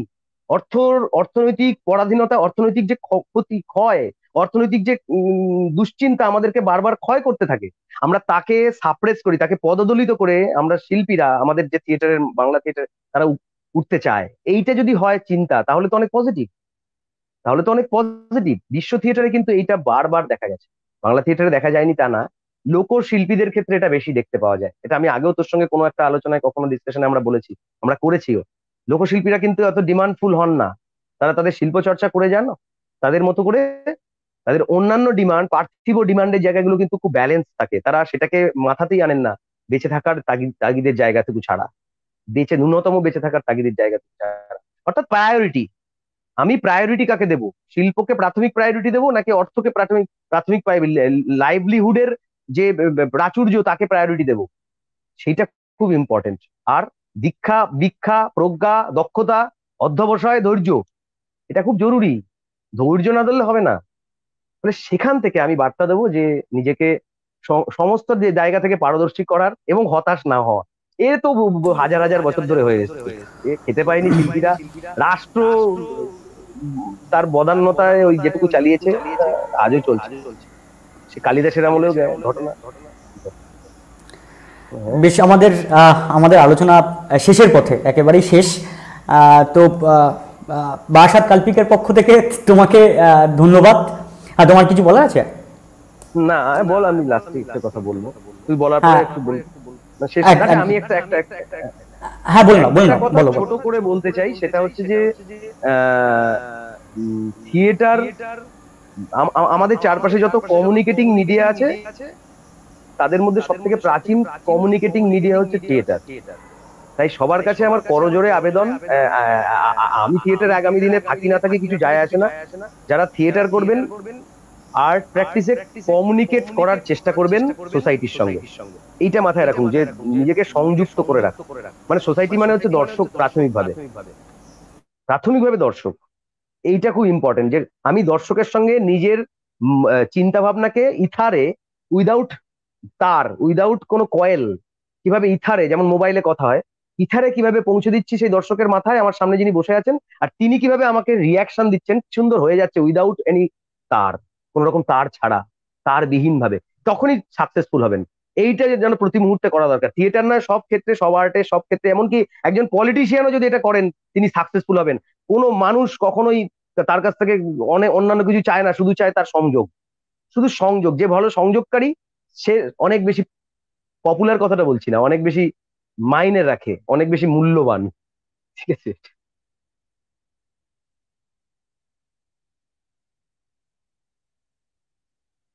হ্যাঁ, আমার এইটুকুই আমার বলা। আমি মনে হয় দেবব্রত যদি কিছু বলে, দেবু যদি কিছু বলে, আমি এই পর্যন্তই বলতে পারি। এবং আমার মনে হয় যে আমাকে যে সুযোগ করে দিল কাল্পিক, আমার নিজেরই নাট্যদল, এই কথাগুলো বলার, যার যার মতো করে নিজেরা বুঝে নেবেন, এবং যেটুকু রাখার সেটুকু রাখবেন, যেটুকু না রাখার সেটুকু ছাঁকনি দিয়ে, নিজের চিন্তার ভাবনা মস্তিষ্কে ছাঁকনি দিয়ে ছেঁকে ফেলে দেবেন। আর পুরোটাই যদি মনে হয় ড্যাম্প, সেটাকেও ফেলে দিতে হবে। সেটা যদি প্রয়োজনীয়, সেটাকেও ফেলে দিতে হবে। নিজের মতো করে নিজেকে ভাবতে হবে। আমি আমার উপলব্ধির কথা বললাম। ধন্যবাদ সকলকে। ধন্যবাদ দেবব্রতকে এটাকে মডারেট করার জন্য বা হোস্ট করার জন্য। সবাই ভালো থাকবেন, সুন্দর থাকবেন, আগামী পৃথিবীর কথা চিন্তা করে।